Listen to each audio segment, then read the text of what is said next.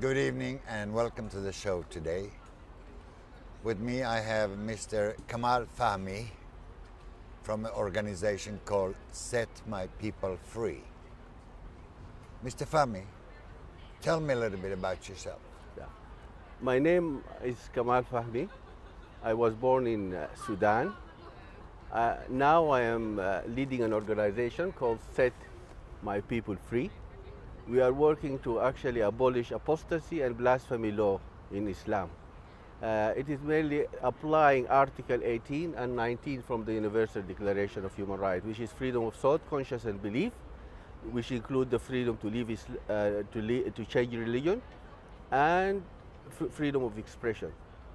And Is it worldwide or in... we are working internationally because the apostasy law and blasphemy law in Islam is affecting 1.3 billion people. Muslims are not allowed to leave Islam. They face death sentence in 12 countries, and in another 14 countries it is considered a crime to leave Islam. They face torture, imprisonment, and so on. But worldwide, according to Sharia, people who leave Islam, they are under death sentence. And it is ridiculous because actually if your faith does not come from your heart, God is not going to accept it. And also the other thing which is not logical is that if, for example, even here in Sweden or anywhere, if I say that I don't believe that Muhammad is a prophet of God, I'm accused of blasphemy. And this is actually very, very ridiculous, because if I believe in Muhammad as a prophet of God, I am a Muslim, but I am not a Muslim. But for saying that I don't believe he's a prophet of God, I face capital punishment. So what do you say that Sharia law and democracy do not go together? It is not compatible in the And not sense. compatible. Yeah, in the sense of that freedom of expression is limited. And for democracy, freedom of expression is very basic for democracy, because without freedom of expression, there is no freedom. If you cannot express what you think and believe, it is against Article 18, which is the Universal Declaration of Human Rights. And you know, if we limit freedom of expression and freedom of speech, it actually affects your development as a person. Imagine if you have somebody who is dumb and cannot hear. It affects his growth and development. And when you limit freedom of expression, you limit speaking, what you think, what you believe, and this limits your development. And then if you are not allowed to hear also some certain things, also it affects you. And so it affects the human being. So it is very basic for learning, for development, and for prosperity, freedom of speech and freedom to receive information. And this is Article 19 of the Universal Declaration of Human Rights. And what I was trying to find out is that freedom of speech in Sharia don't go together. They don't go together because, you see, you are not allowed to say, for example, as I said before, you don't believe in Muhammad as a prophet of God. You are not allowed as a non-Muslim to rule over a But Muslim. you're not allowed to do that in Sweden, or it's a worldwide? It is a worldwide problem. But what But, about Sweden? I think now, lately within the West, we have a problem with blasphemy law in Islam. They use the word Islamophobia or hate speech for questioning or speaking anything. For example, if I say cutting of hand is not right. And we have the example of a family in Fallon last year in July. There was a man and a wife, a family. They have 2 children, 2 daughters, and they wanted their daughters to live freely in Sweden as any other Swedish woman. And play sport, talk with boys, be involved in the society as a community. And the relatives were not happy with this. And he was threatened to limit the freedom of his daughters. He refused to listen. And this was breaking Sharia, because there is special ways the women have to live segregated. And so that he was speaking in a way or living in contradictory way against Sharia. In Sweden. In Sweden. And so they invited him for a fishing party. And there he was killed with a scissor. And I mean, this is very sad. Is this like something we can check it up and that it's It is in the internet. Just check last summer in July, the incident of the death of a man who wanted his daughters to live freely. He was stabbed to death by a scissor. And sadly enough, we don't know even his name. But I have discovered that the wife of this man is the sister of Fatima. So the problem, Fatima, the lady who was killed by her father. Yeah, Fatima, from the organization of Sarah Mohammed. Right. Yeah. And you know, it is because a Muslim woman cannot marry a non-Muslim.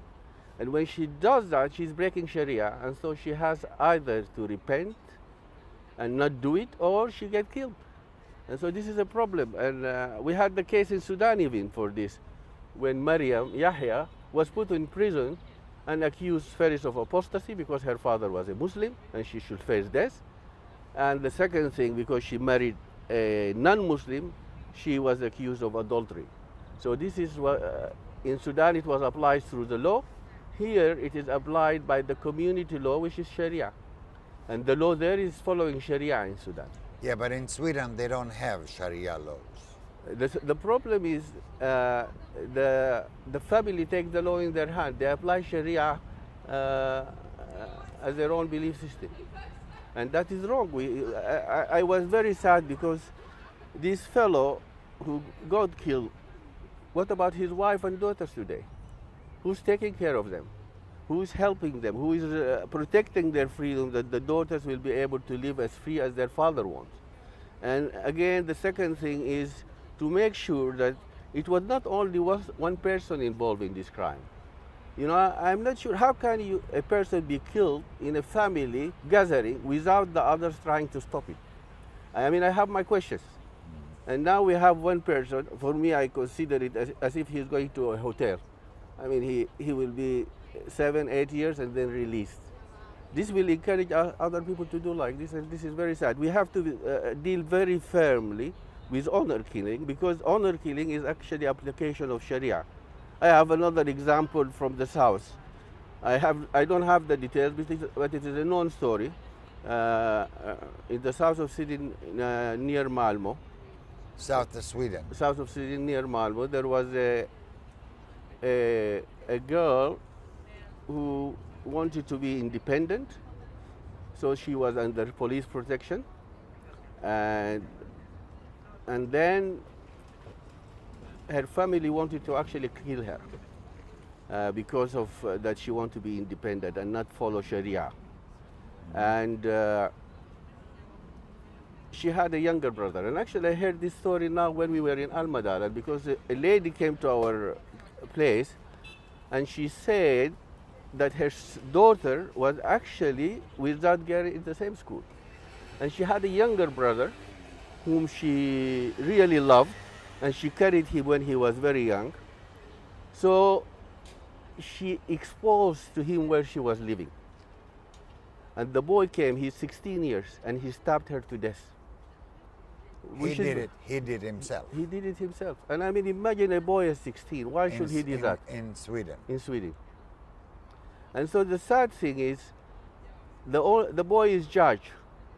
Of course, he's underage, so he will not be treated as a murderer. But who was behind it? But do they see it as a hate crime, or do they see it as a just murder? You know, I have not followed to see exactly what they thought about it, but they call it here honor killing. But for me, I see that honor killing is the application of Sharia law in Europe, application of apostasy and blasphemy law, because you are not allowed to leave. Apostasy is leaving Islam. If you leave Islam, according to Sharia and according to the statement of Qardawi, is death penalty. And he said without apostasy and blasphemy law, Islam will have ended. This is in Jazeera TV. You can find this clip in our website. And so the application of apostasy and blasphemy law is actually, they are using honor as an excuse for it. And this is a problem. We should protect the people who want to live free. I have a friend who is Muna Walter, and she is under protection here in Sweden. And this other artist, I think you mentioned his name earlier, who did these dogs in the parks, he is also under protection. It is costing taxpayers a lot of money, and this is not right. We should put pressure that honor, which is application of killing, which is application of apostasy and blasphemy law in Islam, should be really stopped. So in Sweden, we have a problem with Sharia law, which is hidden in a different way.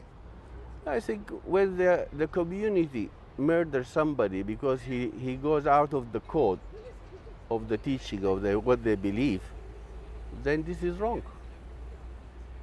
And I think we have to work to assure the freedom and the right for the individual to be free, to live as an ex-Muslim. And ex-Muslims face a lot of problems in the West. Also in 2016, there was a lady who was actually last year. She was murdered on the spring of last year in Germany for leaving Islam. Her age is 34 years, and she is an Afghani woman. Afghani woman. And but let me understand. What do you do about it in Sweden? Do you preach it to people and authorities and police? Or? I think we have the important thing is the mistake which is done is that we have to protect the individual from religion. Religious freedom does not mean oppression. You should have the freedom to join and leave. If you don't have the freedom to leave, then it is you are trampling on this individual freedom. And I think we have a problem here. We mix race and belief. You see, I am a black person. I cannot change my color. But belief system, you join or leave. There's some good belief system, there is bad belief system. And we have to be able to discuss and talk about these belief systems and criticize, critically think and look at it.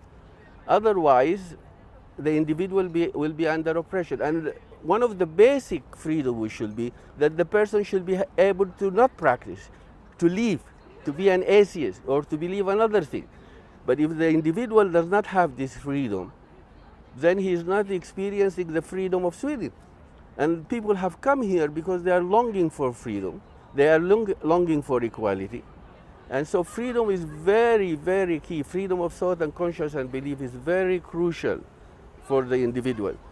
And what is happening through this, what is called honor killing, which I really call applying apostasy and blasphemy law, Islamic apostasy and blasphemy law, applying it in the West, is if you kill one person, you scare the rest of the group to leave. You don't need to kill 100. One individual is murdered and the rest are under a lot of pressure. And you have to realize if we don't stop it, it kind of grow. Like for example, the lady whose husband was killed in Fallon, she is the sister of Fatima. So the problem is continuing because we didn't deal firmly about it from the beginning. And one sad thing I also understood is that when Fatima's boyfriend died in a car accident, Fatima was not allowed even to visit the graveyard of her boyfriend in Uppsala. And this is very sad. And this was an agreement came with a parliamentary who came and convinced Fatima not to do that. Why should it not be able to go and visit the grave of her boyfriend? Why should she be stopped from marrying a non-Muslim. And this is sad. The ladies and the women here, their freedom to choose their life partner should be protected. And when these people get killed or murdered, it is the application of apostasy or blasphemy law, like in the case of Maryam I mentioned in Sudan. If you want, you can just search for Maryam Yahya, who was judged according to Sharia in Sudan with apostasy and adultery. Apostasy because she left Islam, adultery because she got married to a non-Muslim. Internationally, it's known that blasphemy is doesn't go together with the democracy, like this story in Jakarta, right? But if we're talking about Sweden, do you think it's going to be like that in the years to come, or? I think the greatest danger is limiting freedom of speech. Voltaire said, if you want to know who is controlling you, look out for whom you cannot criticize. And when you cannot say what you think about issues and people, you cannot really, you lose accountability. And I think dictators, the first thing they try to do is limit freedom of speech. And I think the development of the West is based on critical thinking and freedom of expression. And I think, so when you kill the freedom of speech, of thinking, of all that, you don't have anything to, people don't develop. You end democracy. You start fascism. And we need to protect freedom of speech. And Islamophobia is an attack on freedom of speech. Hate speech is an attack on freedom of speech. There is, when I question, if I say I don't believe in Muhammad as a prophet of God, it's not a hate speech. I was standing in Al-Madalan, I said to him, I don't believe in Muhammad as a prophet of God. He said to me, you don't respect me. This has nothing to do with respect. This is my opinion, my freedom of thought, my freedom of conscience. I don't believe. So if I'm not allowed to say I don't believe in this, I don't think this is a good idea, then your freedom of speech is gone. It's gone. And then I'm controlled. And you see, I think the basis of democracy is freedom of speech and expression. If I say, and so if I bully, or it was an insult, or I am urging people for violence, this is something else. We can go to court. There is already laws for this. We can go to court and discuss it there, but you cannot limit my freedom of expression. The problem today, you can get killed for saying that. For saying this, and this is not right. It is not right that I will be under 24 hours protection for saying that apostasy and blasphemy law are wrong. And you see, freedom of expression, it brings accountability. Because then you can question things. You are not, you see, if you control my tongue, you control all my body. This is what Jacob said.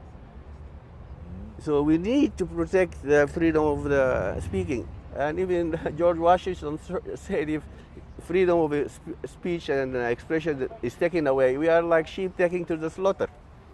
So we need to speak out. We need freedom of speech, and I think it is key. And we should not.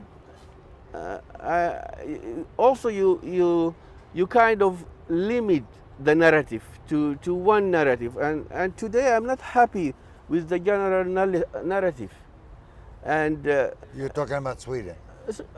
The whole world. The whole world. I mean, CNN, BBC,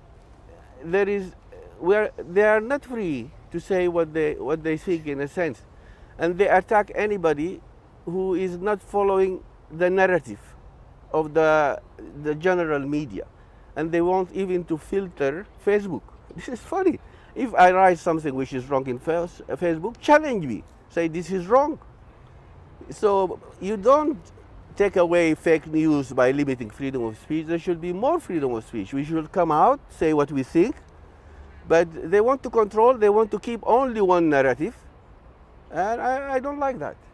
I think we should be ready to debate together, give a place for debate and questioning things, but when we take this away, it actually limits development and prosperity. Look at the communist world. They limited. They had one narrative, one way of living, one way they look like. Look at North Korea. Even the haircut has to be the same. And then what happened to the people? They become like machines.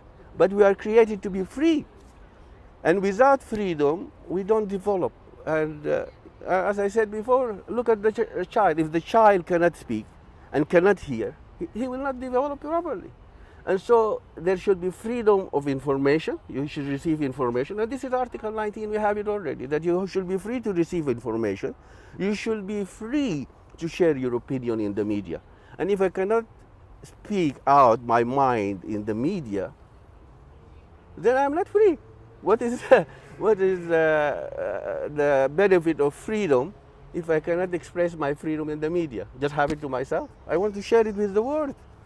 And so it is You're not insulting anyone by saying that the things you're saying. No, I'm just asking for justice. I mean, my heart is aching for this wife who lost her husband in Fallon. Why should the children grow up without their father?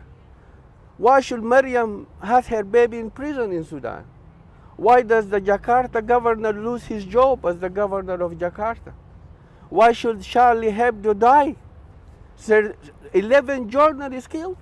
The people who were killed in the kosher market. Why should they die? What is their crime? What is the crime of this girl who died on the street of Drottning Garden? What did she do? And what makes me very upset, people say, oh, they are marginalized. They didn't have a job. Imagine if everybody who doesn't have a job starts to murder people to get a job. How can you say this? How can you tell me this? And in 2015, over 1 million people, they tried to cross the Mediterranean to come to Europe. Why are they coming to Europe if they think Europe is so bad? But actually we are coming here because we find freedom. We can express ourselves, we can live secure, we don't go to prison without a reason. There is a law, there is a good constitution which protects us. And we need to protect these values of democracy. And I believe that justice, freedom of expression, and also freedom of thought and belief and conscience are very key. And freedom to leave or change your belief. You see, belief system, you enter and leave. Race is different. But ideologies, you cannot block and say ideology is a race. It is not a race. I don't believe there is a Muslim country. You cannot say Sweden is a Christian country. How can you say that? No. I mean, there is some who believe, some who don't believe, and they can enter and leave belief. But Sweden is Christian country. I mean, the country has no belief, in a sense. Yeah, I mean, that's what we call this. You cannot block. You see, the thing is, here Christianity you can question. You cannot go to jail because you say I don't believe in Christianity. No, you don't. You don't get killed because you left Christianity. But it is this Christian country, because if you look at our flag, we have a cross on the flag. Right. I mean, this is the heritage. Yeah. And the belief, and I know that. I mean, I will say something else also. It is the problem is that we have the basis of the democracy actually came from Christianity and Jewish beliefs, because they are based values, the moral values, and I mean, the value of freedom is very key, and I think Christianity protects freedom. There is no, when Jesus wants to enter the heart of a person, he doesn't force himself. He said, I knock at the door of your heart. If you open, I come in. He said, if you want to go to hell, go to hell. The road is wide and many are taking it. I wrote in a magazine in Egypt, and I said, going to paradise is not compulsory. So there is freedom. And the values actually of freedom are coming from this heritage. So you are right in saying that the Constitution in Europe was based on the Renaissance. And I think without the Renaissance, we are back to the Middle Ages. But actually, the belief on the basic freedom of the individual, that God created us free, is very key. That you are free to choose, and you are responsible for your decisions. And so there is, and we also have to learn to live together. This is very important. And this is why democracy, I believe, is a good thing. But we have to base it on the human right. And that is, we have everything there, which is actually Article 18 and 19 are very basic for this.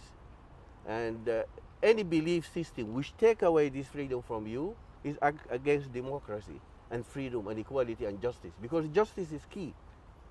And to maintain justice, you have to maintain freedom, because then we are in equal ground, and then we have to discuss. And the golden rule, which we have, which everybody knows, you treat others as you want them to treat you. And so this is very, very key things we have to work as but the problem with apostasy law and blasphemy law in Islam, it strips you from this right. It strips you from the right of having a different thought and conscience and belief. You are forced not to leave the system, and also that you cannot even question or say that I don't believe in it, even if you are not a Muslim. So that is a problem with my problem with blasphemy there. And so people should be free to say, we can talk, we can discuss. Some things I don't like. For example, I don't like cutting the hand of the thief. So Islam cannot be modernized You see, according to Muslims. my problem is with Sharia.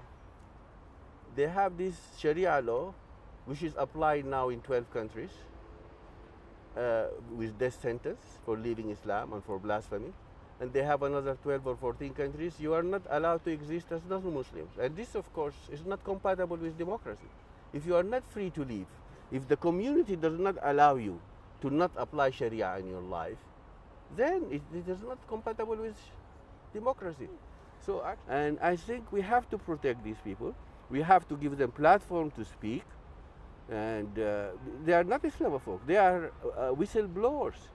And they should have the chance to talk, express, and also live peacefully in Sweden. We are not living in Afghanistan.